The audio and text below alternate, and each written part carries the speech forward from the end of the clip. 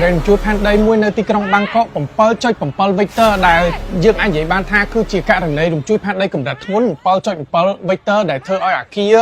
បាក់ហើយនឹងរំជួយអាគារខ្លាំងមែនតើអ្នកនរគ្នាបងប្អូនអ្នកនរគ្នាអាចមើលវីដេអូនេះបានឥឡូវនេះគេកំពុងតែផុសវីដេអូដែលអាគារបាក់ធ្លាក់ហើយមុននេះបន្តិចមានគេផុសវីដេអូអាគារខ្លះគឺវាផ្លាស់ទឹកមានន័យថាទឹកនៅអាងហែទឹកហ្នឹងគឺវាមិនជួយទៅវាអង្គើទាំងអស់ហើយធ្លាក់បណ្ដានធ្លាក់អីមានបងប្អូនខ្មែរយើងរស់នៅនឹងច្រើនហើយអ្នកនៅខុនដូរត់ចេញតាមចរាចរណ៍ដោយសារតែពេលរំជួយផែនដីគឺអាចចេញតាមចរាចរណ៍យន្តទេខ្លាចគាំងជាប់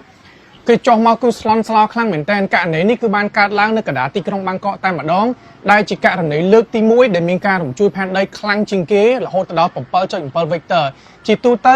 7.7 Victor អាចនិយាយបានថាគឺជា very powerful មានន័យថារំជួយផែនដីគឺខ្លាំងកម្រិតធ្ងន់តែម្ដងដែលអាចធ្វើឲ្យអាគារបាក់ធ្លាក់ហើយជាពិសេសនៅទីក្រុងបាងកកគឺសម្បូរទៅដោយអាគារច្រើនប្រជាជនរហូតដល់